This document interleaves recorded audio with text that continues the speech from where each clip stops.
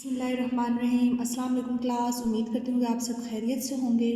जैसे कि हमने कल शुरू की थी अशार की तशरीह, पहले बंद की हमने तशरीह कर ली थी, नज़्म परिंदे की फ़रियाद। आज हम दूसरे बंद की तशरीह करेंगे। पहले आप बुक से देख लीजिए, पेज नंबर 110 है, बुक पेज नंबर 110। इस पे ये दूसरा बंद है, देखिएगा। क्या बदनसीब हूँ मैं, घर को तरस रहा हूँ, साथी तो हैं वतन में, मैं कैद में पड़ा हूँ।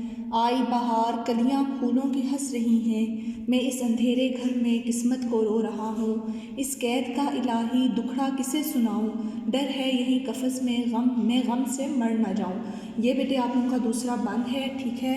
आप लोगों ने नोटबुक पे जैसे हमने पहला बंद लिखा था उसी तरह लिखना है, ठीक है। तो अब आप अपनी नोटबुक्स निकालिएगा और पेज प्रिपेयर कीजिएगा जिस तरह हम करते हैं। आज डेट है 11 दिसंबर 2020 और दिन है आज जुमा, ठीक है। दरमियान में आपने इसका लिखा है जमात का काम।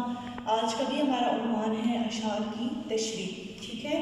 तो अशार की तशरीह तक हेडिंग देने के बाद आपने हेडिंग देनी है मार्कर से बंद नंबर 2 की, ठीक है। बंद नंबर 2 आपने इसी तरह लिखना है जिस तरह हमने पहला बंद लिखा था, बिल्कुल मार्जिन लाइन के साथ आपने लिखना है। क्या बदनसीब हूँ मैं, घर को तरस रहा हूँ। दूसरा मिसरा 3 to 4 फिंगर्स गैप देने के बाद, साथी तो हैं वतन में, मैं कैद में पड़ा हूँ। तीसरी लाइन में आपने इसी तरह डॉट्स डालने हैं, ठीक है। और लास्ट आपने लिखना है आखिरी मिसरा, डर है यही लफ्ज़ में, मैं गम से मर ना जाऊँ, ठीक है। उसके बाद आपने दोबारा से हवाला मतन लिखना है। मैंने आपको पहले भी बताया था कि हवाला मतन हर शेर के साथ लिखा जाता है, ठीक है, जितने भी हम अशार की तशरीह करेंगे। तो हवाला मतन में नज़्म का नाम है परिंदे की फ़रियाद और शायर का नाम है अल्लामा मोहम्मद इकबाल रहमतुल्लाह अलैह। और इकबाल पर आपने तखल्लुस का निशान भी डालना है। अब हम इसकी तशरीह करेंगे। तशरीह देखिएगा कि इस दूसरे बंद में जो है वो परिंदा क्या कह रहा है, क्योंकि ये नज़्म परिंदे की ज़बानी बयान हुई है तो इसमें परिंदा क्या कह रहा है वो देखिएगा। कि नज़्म के दूसरे बंद में परिंदा कहता है कि मेरे तमाम साथी आज़ाद हैं, ठीक है। तमाम साथी उसके यानी कि उसके साथ जो और परिंदे होते थे, ठीक है, वो सब आज़ाद हैं लेकिन वो कैद है, ठीक है। और अपने वतन में खुशियाँ मना रहे हैं, ठीक है। अपने वतन में यानी कि जहाँ पे वो आज़ाद हैं, अपनी खुशी से घूम रहे हैं, आज़ाद हैं, आसमान पर उड़ते फिर रहे हैं, ठीक है। तो अपने वतन में वो खुशियाँ मना रहे हैं। लेकिन वो कह रहा है कि लेकिन मैं बदनसीब यहाँ कैद में हूँ, ठीक है। वो कह रहा है कि लेकिन मैं ही बदनसीब हूँ जहाँ जो यहाँ कैद में हूँ और अपने घर जाने को तरस रहा हूँ।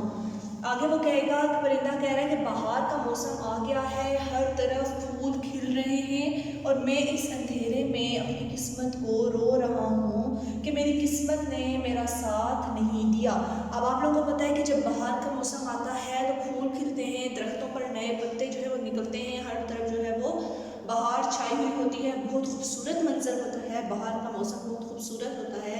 तो परिंदा कह रहा है कि मैं जो है इस बाहर के मौसम को जो है वो नहीं देख पा रहा, क्योंकि मैं इस पिंजरे में कैद हूँ, मैं यहाँ इस अंधेरे में कैद हूँ, यहाँ जो है कुछ भी मुझे जो है बाहर का नज़र नहीं आ रहा। बाहर का मौसम जो है मैं उसको देख नहीं पा रहा, हर तरफ जो है नए फूल खिल रहे हैं लेकिन मैं उस खूबसूरत मंजर को देखने से कासिर हूँ, ठीक है, मैं उसको देख नहीं पा रहा। मेरी किस्मत जो है उसने मेरा साथ नहीं दिया और मैं जो है अपनी किस्मत को जो है वो रो रहा हूँ, ठीक है।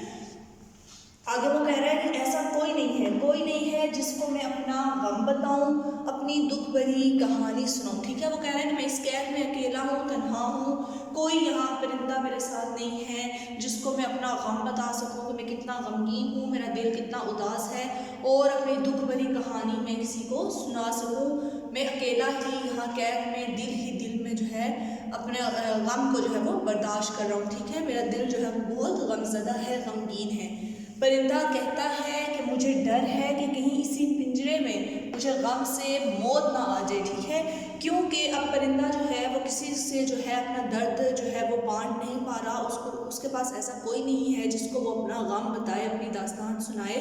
तो वो कह रहा है कि मुझे इस बात का डर है कि कहीं इस गम को अपने दिल में रखे रखे ही इस गम से जो है वो मुझे मौत ही ना आ जाए, मैं इस पिंजरे में ही जो है वो मर ना जाऊँ और अपने साथियों से मिले बगैर ही जो है वो इस कैद में मुझे मौत ना आ जाए, ठीक है। यानी उसको इस बात का डर है कि वो अपने बाकी साथियों को न जाने कभी देख भी सकेगा या नहीं, उनसे मिल सकेगा या नहीं।